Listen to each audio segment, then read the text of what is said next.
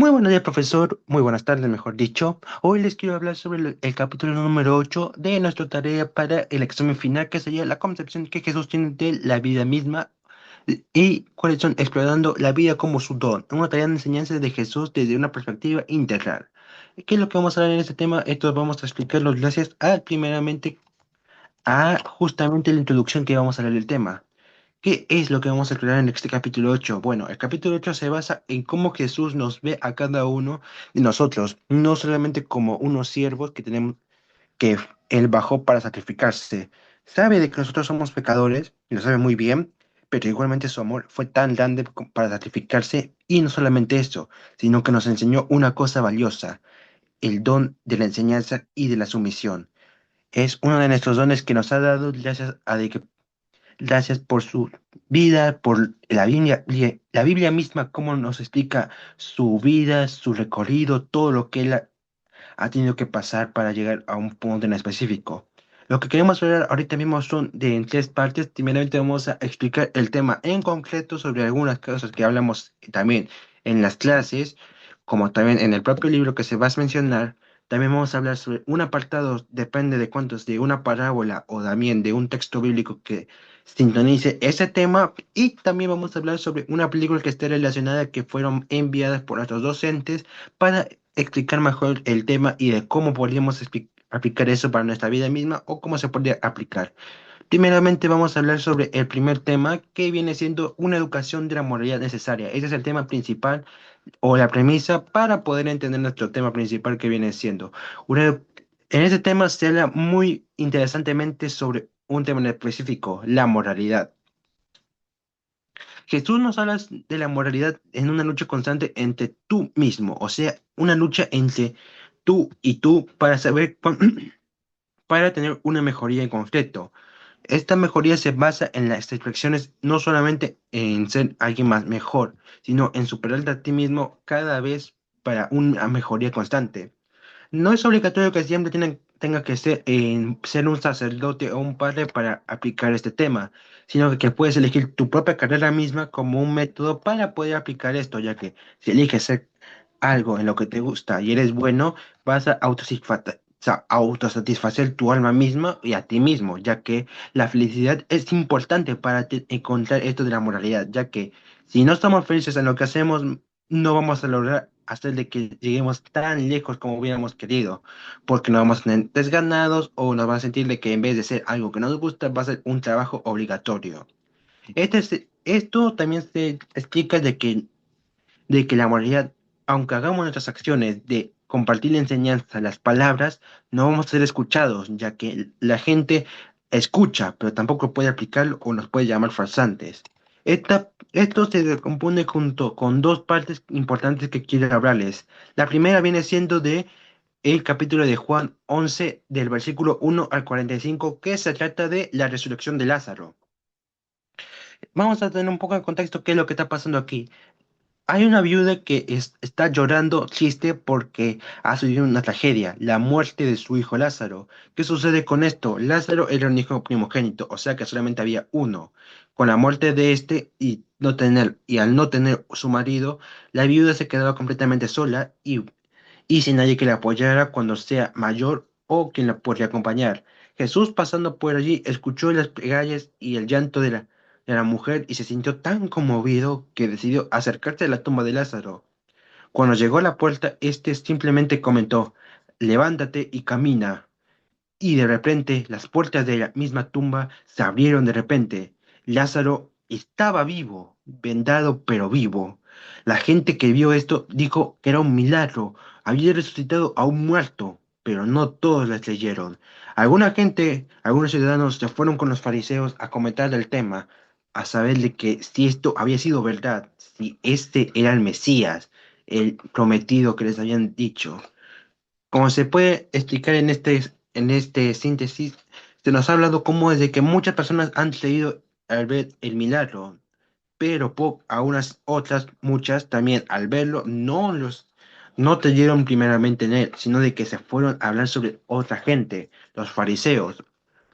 Esto se basa también en el segundo punto que quiero comentarles, que viene siendo el, el capítulo de Juan 9, del 1 al 41. Jesús cura al ciego de nacimiento. Un ciego de nacimiento que estaba pasando por la ciudad se encontró con Jesús.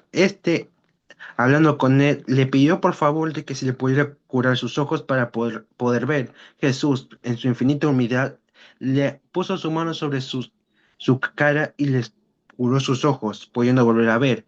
Esto había sido un milagro, pero nadie le creyó en eso. ¿Por qué? Era un día sábado.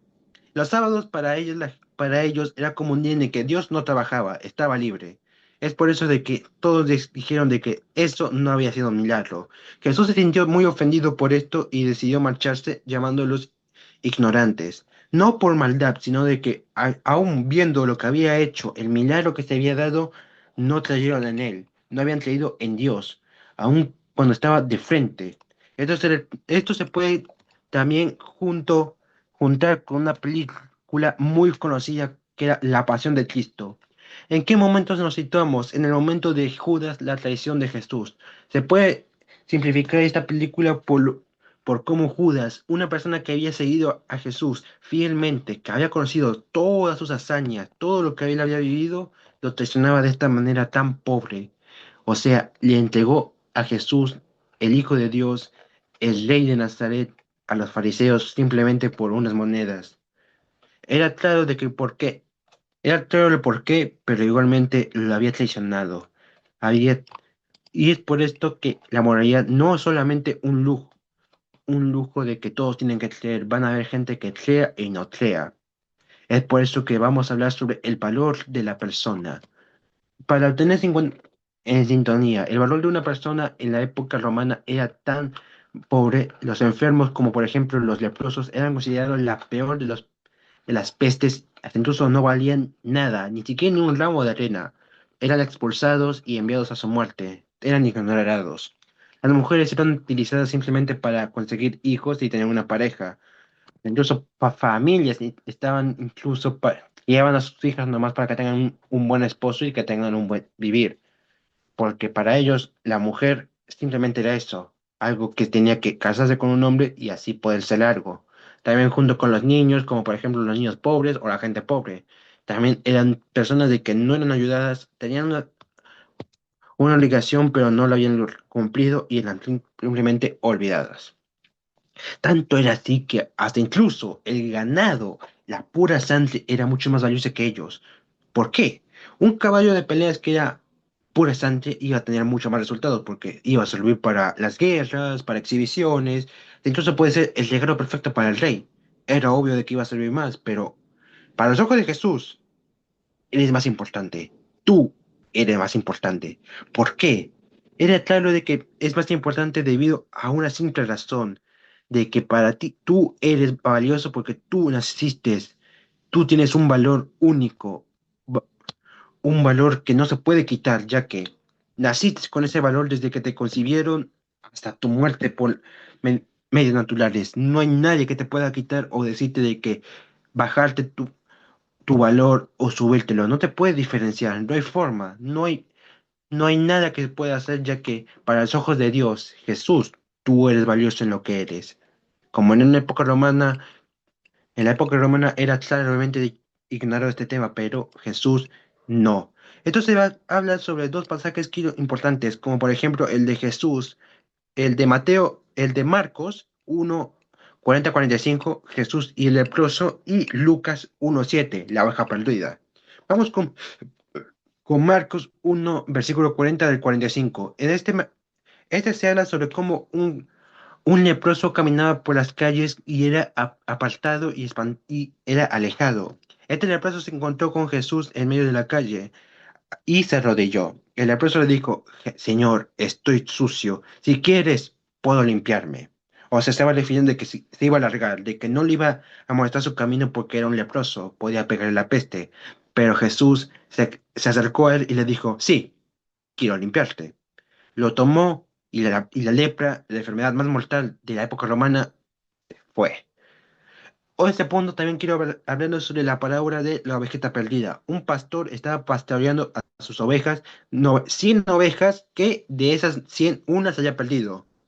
Un pequeño ovejita que se había separado de la manada. Posiblemente las personas normales se hubieran ido, lo hubieran dejado porque eran 99 ovejas, o sea, no afectaba de nada, era un 1%, pero de todos modos se fue a buscarla, porque para él cada oveja era importante, cada oveja tenía su valor, su motivo para vivir. Estos dos, estas palabras, como también esta palabra, nos hacen indicar de que Jesús, para él, cada uno es importante en su mismo modo. No hay nada de que se puedan decirte de que no eres tan valioso o eres más valioso. Todos tienen el mismo valor por igual, ya que somos humanos, tenemos el mismo valor a sus ojos y a sus pies. Esto también se puede explicar por la película de nuestro querido San Felipe Neri. Prefiero el paraíso, prefiero paraíso.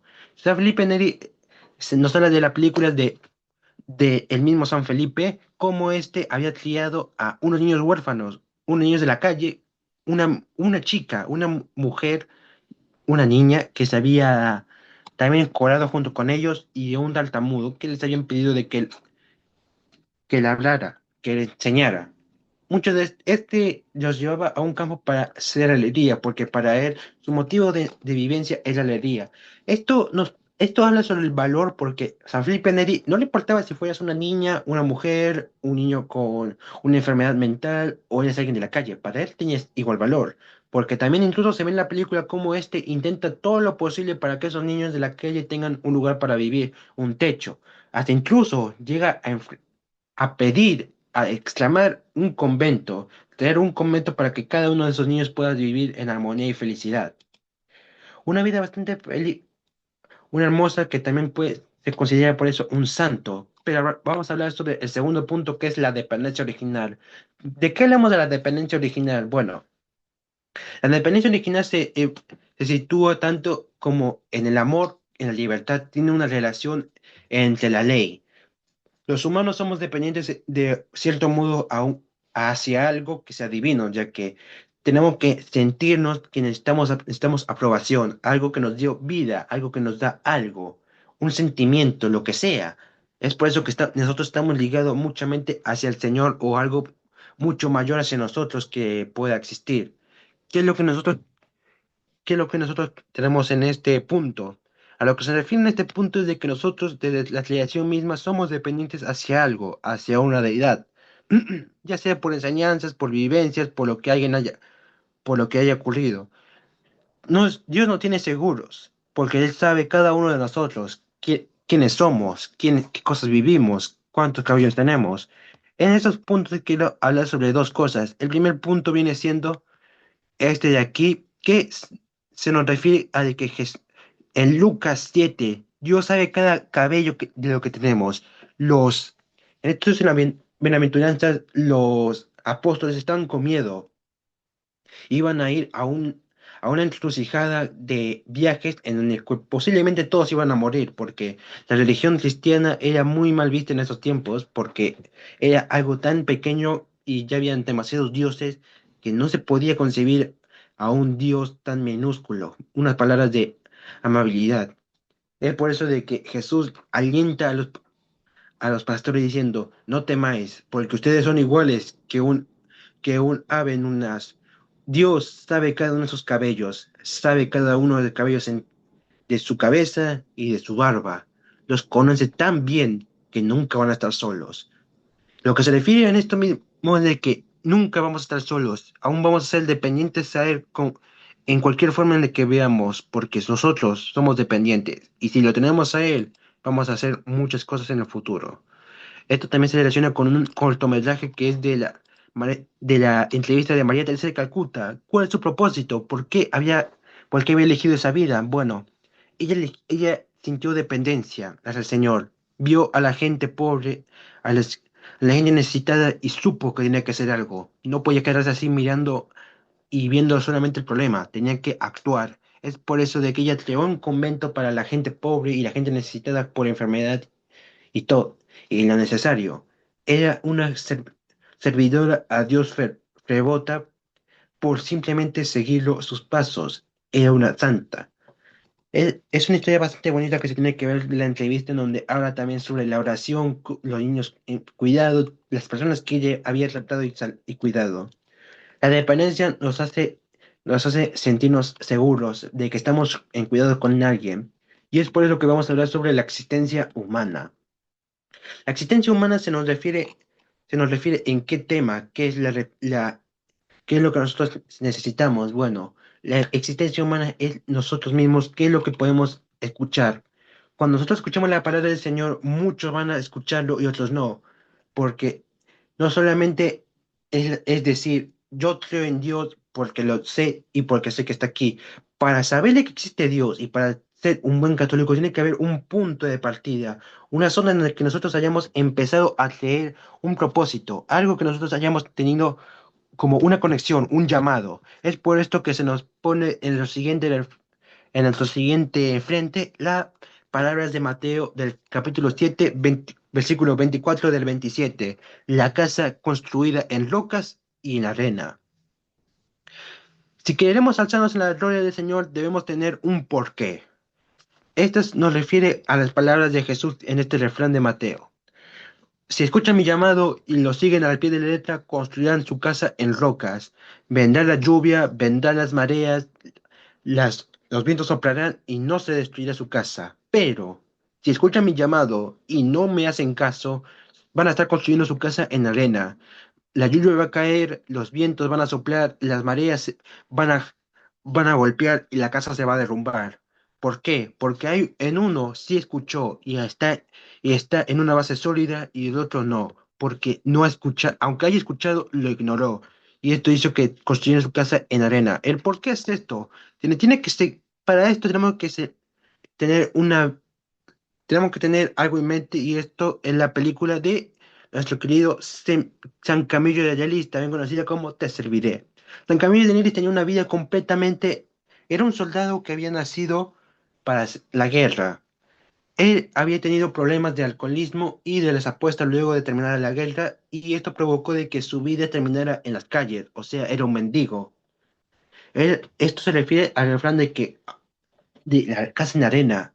Él no tenía nada, no tenía ningún propósito porque él antes no creía en Dios y cayó en las tentaciones, en el lujo, en los juegos, etcétera. Pero después, cuando entró a un convento porque necesitaba esto, vio a los enfermos, vio cómo los trataban, o sea, vio de primera mano cómo es de que eran ignorados o incluso mandados a matar, no importaba si tenían una gripe. Es por eso de luego cuando escuchó las palabras de un apóstol, lo entendió todo, sabía cuál era su propósito y empezó a usarlo.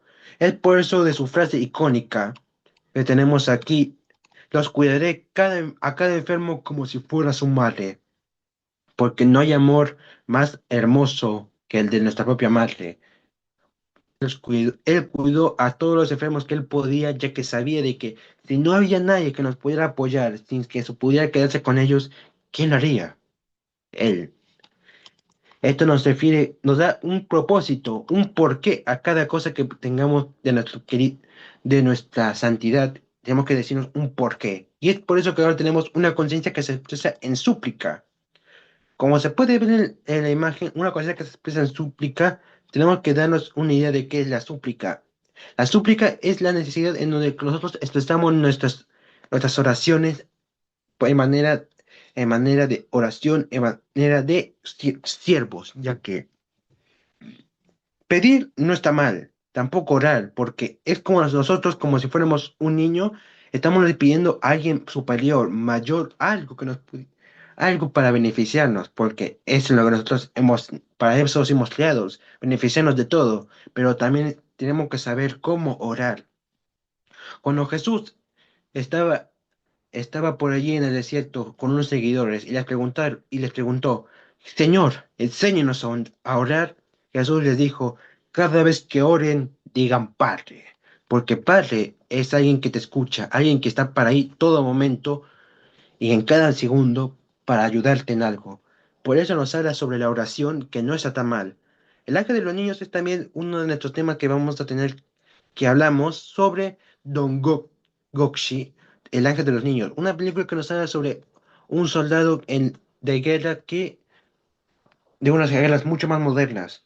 Él vivió en carne propia la guerra, la matanza, la muerte, como también San, Ca- San Camilo. Pero hay un problema. él también veía a los enfermos, pero más de todo a los niños, los que no tenían nada que ver en la guerra, pero igualmente eran afectados, porque la maldad de las personas es algo que incluso nosotros mismos nos sorprende. Líderes de niños que no tenían que ver nada que ver con esta guerra, igual fueron involucrados. Él se expresó sus oraciones y las súplicas para refugiar a los pequeños. Oraba cada noche en su convento y en el hospital para que ningún niño tuviera que sufrir más, que pudieran ser felices. Es por eso que su frase icónica, no os he dado pan, os he dado amor, no os he curado las heridas, los he enseñado a sonreír, no os he devuelto la salud, les he devuelto la esperanza, porque un niño con esperanza, un niño con algún propósito puede seguir viviendo. Porque cuando se vive en una guerra, te quitan todo, te quitan tu sonrisa, te quitan tus ganas de vivir, te quitan todo. Es por eso que él, en primeras, lo que enseñaba a los niños era orar, les enseñaba a pedir, les enseñaba a de que crean, tengan fe, tengan confianza, esperanza misma. Es por eso que se nos habla mucho de este tema. Aquí se puede ver la imagen de cómo sería esto. Pero también tenemos otras formas, los versículos, Lucas 11 5 13 y Lucas 18 1 y 8, ya que no solamente la oración es simplemente pedir, también nos habla la exigencia, ser persistentes. Lucas 11 5 y 13 nos enseña esto con la parábola de amigo inoportuno. Un amigo que llega desde su viaje y toca la puerta a otro amigo, pidiéndole una comida. El amigo no le concede esto porque ya era demasiado de noche y si bajaba a entregarle pan, iba a despertar a toda su familia. El problema es de que el amigo seguía y seguía tocando la puerta, hasta el punto de que el amigo bajó y le dio el pan, porque igualmente si no le daba o le ignoraba, la familia se iba a despertar, porque estaba tocando la puerta instantáneamente. El otro refrán, Lucas 18 1 versículo 1 al 8, nos habla sobre la parábola de el juez y la viuda. Una viuda estaba pidiendo a gritos por la justicia de su esposo muerto. El juez corrupto no le estaba haciendo caso, pero esta viuda pedía y pedía con una insistencia tan alta de que hasta incluso el juez estaba cansando y pensó, ya, le resuelvo su tema, le resuelvo todo para que así ya no me moleste más, ya no me moleste. Y así no tengo nada que ver yo tampoco de lo que pudo haber pasado. Eso nos enseña de que pedir no es malo, es una exigencia que nosotros mismos tenemos como un valor, una necesidad y algo que no es, que está bien, porque si vamos a pedir algo, tiene que ser persistente hasta obtenerlo. Esto nos enseña oración. Nosotros podemos orar todo lo posible para una cosa y ser persistentes. No me refiero de que ores para que persistentemente pides una play. No. O sea, puedes pedir por alguien para que persistentemente para que logre algo que de verdad quiere o para que una persona esté sana y que esté siempre con las mejores salud. Muy bien, el siguiente punto que tenemos que hablar es la ley de la vida, explorando el último punto, el pilar. La ley de vida se separa en tres puntos importantes. El primero se nos habla sobre el don de nosotros mismos, nacidos para servir a todo lo que nos fue dado. El don de nosotros mismos nos habla de la servidumbre, el cómo nosotros cómo fuimos creados para servir, para dar, aun cuando todas las cosas que nosotros que tenemos aquí nos hacen para nuestra felicidad, igualmente estamos en una posición de servidumbre hacia toda la creación de Cristo, toda la creación de Dios, ya que para eso fuimos creados, somos siervos, servidos, llamados para amar y para servir. Juan 6, del versículo 35, nos hace esto mismo, el pan de vida y el cáliz. Jesús afirmó ser el pan de vida, el cáliz de la salvación. Comer de él nos haría hambre y la sed no nos haría tener ni hambre ni sed nunca más. Esto nos dice de que Dios, Jesús, aun siendo un ser divino, algo sumamente mayor a nosotros mismos, está que se pone como un siervo. Aun cuando Él era un Dios, alguien mucho mayor a nosotros, sirve, sirve a nosotros mismos. El segundo punto que nos queremos hablar es el desorden del hombre. Nosotros como hombres somos obviamente incapaces de sentirnos ansiosos de que si nos desorientamos del camino del plan de Dios, nos vamos a sentir perdidos. Esto nos afirma con el versículo de Lucas 15, del versículo 11 al 32, el hijo pródigo, de que se nos hace el refrán del hijo menor se pierde al pedir la herencia muy temprano y luego de esto irse. Luego de fiestas y muchos bares, este se compone y quiere buscar el perdón. Su padre le da un abrazo y le invita de nuevo a la casa. El hijo mayor pensó de que no era justo, ya que él había sido correcto. Pero su padre le dijo esto: hijo, tu hijo estaba muerto, él estaba perdido y ahora lo hemos encontrado. Hay que hacer una fiesta por él. Como se ve aquí abajo, el hijo menor es el pecador arrepentido. El padre representa el amor de Dios que tiene hacia nosotros, aun cuando nosotros nos hemos desviado, el cómo nos recibe a nosotros mismos para volver. El hermano mayor es la gente o las personas de que no han vivido esto. Son personas que juzgan, que obviamente nos van a juzgar porque somos humanos.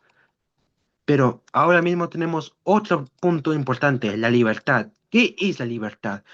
La libertad es cumplimiento de nuestros deseos, nuestra plenitud al lograrlos como amor, pero cuidado, ya quien obra el mal se hace esclavo de las tentaciones y será esclavo para siempre. Este refrán se nos hace mucho más interesante si ponemos en la perspectiva las palabras de Mateo capítulo 4 del versículo 1 al 11. La tentación del diablo contra Jesús en el desierto, en donde el diablo al ver que Jesús tenía hambre, lo tenta a utilizar su poder divino para que convierta las rocas en pan, en que sea el Dios, el Mesías en un mundo justo. Pero Jesús sabe de su trampa. Es por eso que aún con las tentaciones, aún con lo que él puede hacer, lo aparta y lo manda a retirarse. Eso nos habla de que la libertad es algo que nosotros mismos podemos llegar a tener al cumplir nuestros deseos y nuestra plenitud, pero tenemos que tener cuidado, ya que incluso las pequeñas cosas que podemos pedir o hacer nos puede llegar a ser la tentación de alguien hasta nuestros pecados. Y es por eso que queremos hablar del punto 4. La película de Juan Pablo II habla perfectamente de estos tres temas. Una persona que vivió en la Segunda Guerra Mundial vio la masacre de los nazis, cómo estos asesinaban a incluso a gente solamente por ser una raza en específico, judía. Era una masacre en todo lado hacia Polonia. Juan Pablo II vio todo esto e incluso después de esto siguió amándolo, siguió queriendo tener el mismo camino de ser un sacerdote, porque aún viendo a su padre, cómo éste se rindió en la desesperación, que es el punto número 2, cómo, cómo éste, aún con todo esto, aún con todo lo sucedido, recibió el llamado y se volvió un sacerdote y luego se volvió un papa al cumplir su verdadera voluntad. Esto es el verdadero camino y el verdadero ejemplo que nosotros queremos entender sobre lo que queremos del punto de la ley de vida. Un hombre de que aún viendo todo, aún pasando por todo lo peor del mundo, las peores situaciones de maltratos, suicidios, cómo pudo ver todo el mundo desmoronarse y aún siguió de pie, con su fe intacta. Las conclusiones que llegamos es, la conclusión que llegamos es del Jesús tiene, no, aún nos ve en el mundo, nos ve como nosotros vemos a un Padre, nos dio un sacrificio, se sacrificó por nosotros y de aún así siguió creyendo en nosotros porque Él miró a nosotros mismos y Él vio el amor. Él vio que nosotros podíamos cambiar, que podíamos hacer el bien y es por eso que su sacrificio no fue en vano de de ningún modo. Muchas gracias por habernos escuchado. Que la fe del Señor los bendiga. Hasta luego.